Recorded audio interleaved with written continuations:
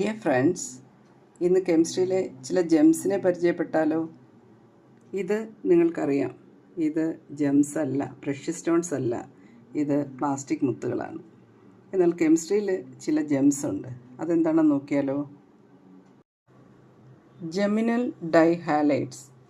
The word Gemini in Latin means twins.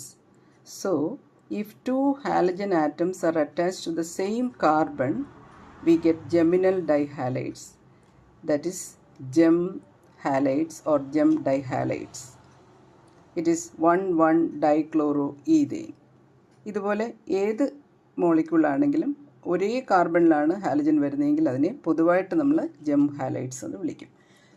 മറ്റ് ഗ്രൂപ്പുകളാണ് വരുന്നതെങ്കിൽ നമുക്ക്, for example, if 2 COOH are coming on same carbon atom CH2, as in the case of malonic acid, it is a gem dicarboxylic acid.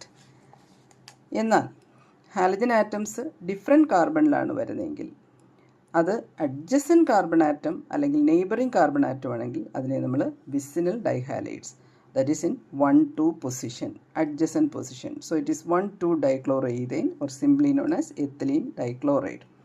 ഇനി ഇതിനും അപ്പുറത്താണെങ്കിൽ നമുക്കതിൻ്റെ relative position 1,3, 1,4 et cetera dichloro എന്ന് പറയേണ്ടി വരും. Okay.